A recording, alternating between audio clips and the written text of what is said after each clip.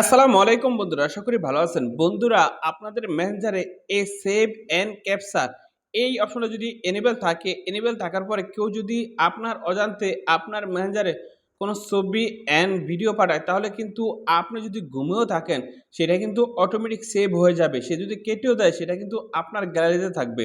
এই যে এখানে দেখেন সেভ অ্যান্ড ক্যাপচার, এটা যদি এনেবল থাকে আর যদি এরকম বন্ধ থাকে, থাকার পরে কেউ যদি ছবি অ্যান্ড ভিডিও পাঠায়, সেটা কিন্তু কেউ ফাটিয়ে যদি লগে ডিলিট করে দেয়, আর কিন্তু সেভ হবে না।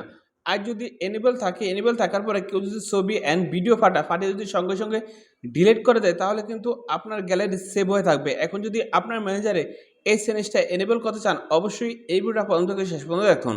তো আপনি দেখছেন অ্যান্ড্রয়েড স্টুডিও, আমি শরীফ। আজকের মধ্যে বিন্দু করে শুরু করা আজকের মূল ভিডিওটা।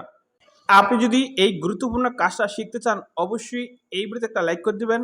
তারপর এখানে দেখেন সাবস্ক্রাইব লেখা আছে, এই সাবস্ক্রাইব বাটনে ক্লিক করে দিবেন।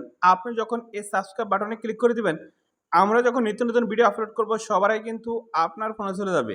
এখন আপনি মেসেঞ্জারে এই সেটিংসটা কিভাবে এনেবল করবেন, এটা এনেবল করতে চাইলে আপনার মেসেঞ্জারে ঢুকবেন। এই মেসেঞ্জারে ঢোকার পরে এখানে দেখেন মেনু, এই মেনুতে ঢুকবেন। মেনুতে ঢোকার পরে আপনি এইভাবে দেখেন এই সেটিংসে আসবেন।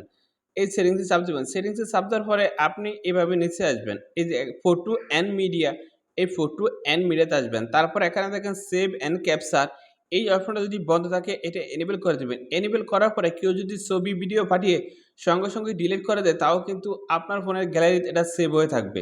তো আজকে ভিডিও এই পর্যন্তই। সুতরাং ভালো থাকুন। আল্লাহ হাফেজ।